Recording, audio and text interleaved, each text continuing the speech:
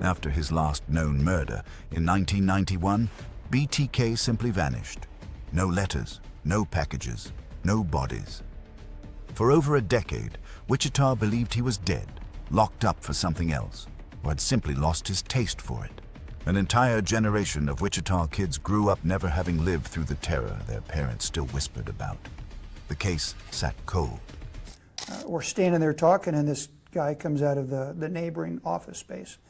And he starts talking to us, and he's asking us whether emails can be tracked and how to trace emails. Customer-oriented, so we want to be very helpful, so we explained all the details about how, yeah, if you send us an email that we're going to track it down, and you know, we look at the headers, we all do all this kind of stuff, and an email on behalf of BTK, whether we'd be able to track him. So we assured him under no uncertain terms that yes, we would find him if he sent us an email. There's a knock on my door, and he said he was the FBI.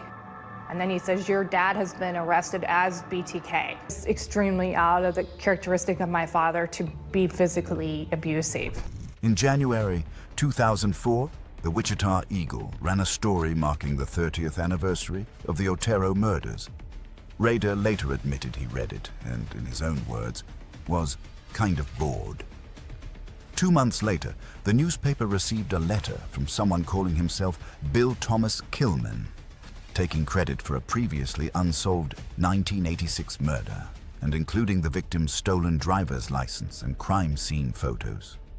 BTK was back, and for the rest of 2004, he flooded Wichita with taunting packages. In February 2005, Rader mailed a purple floppy disk to Wichita's KSAS-TV.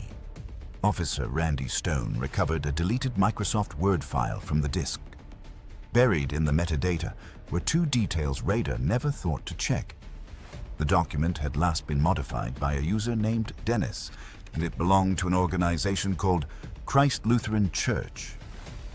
Detectives drove past his house in Park City and spotted a black Jeep Cherokee matching one caught on security footage. To confirm it, investigators secretly pulled a tissue sample from his daughter's medical records and matched her DNA to genetic evidence recovered from a 1986 crime scene, confirming the family link without Rader ever knowing he'd been found.